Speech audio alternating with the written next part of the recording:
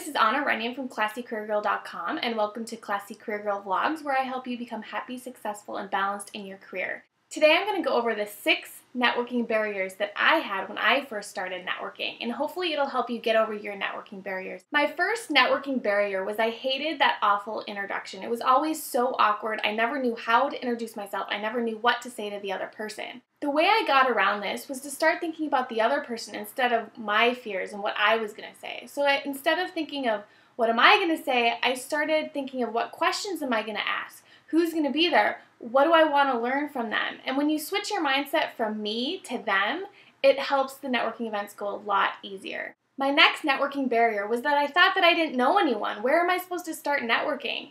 And how I got around that is I created a networking map. And I've done a video about this in the past. And basically it's putting together all the people you know on paper. And you draw 3 circles. You draw your close ties, your weak ties, and your weaker ties. And that gives you kind of a visual representation of your entire network, and it helps you figure out where you can start, and it helps you figure out actually the people that you already do know that you can start networking with.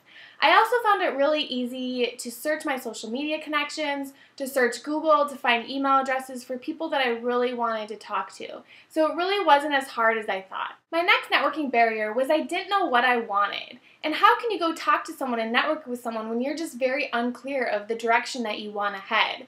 An example of this is someone asked me recently for an informational interview, and the questions she was asking me, I knew she had no idea what she wanted to do. She should have researched my company, she should have had a clear idea of the direction she was headed, but the questions she was asking and my questions to her, you could tell she was just kind of all over the place. So you want to make sure you have some clear direction, something that you want to find out by talking to that person. My next networking barrier was I was afraid to ask for help. But you know what? If you don't ask for help, no one can help you because no one can read your mind and no one can know what you need. And I was really astonished when I started doing informational interviews and when I started doing my 4x4 networking challenge. Everyone I emailed for an informational interview or for a networking meeting said yes. So people really do want to help, you just have to ask.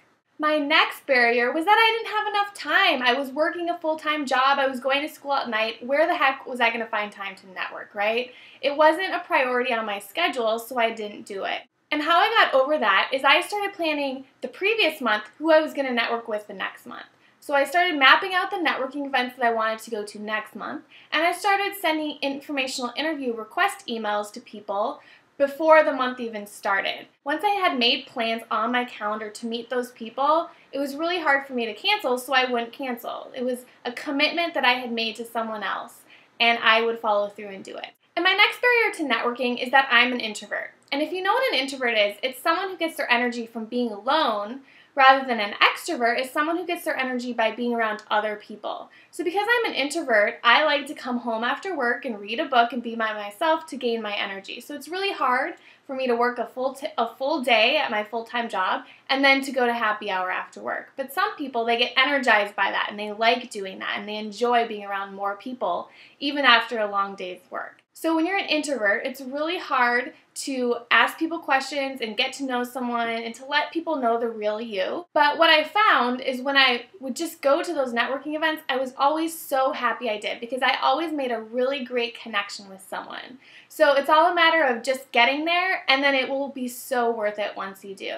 And I also found that if I just met one person and got to know one person really well, it was really easy to meet another person and to meet another person. So if you go to a networking event, focus on just meeting that one person first, and then it will make the event a lot easier. If I had to guess, I would imagine that you have at least one of those barriers, if not more. And once you get comfortable talking to people and talking more about yourself, it just becomes so much easier.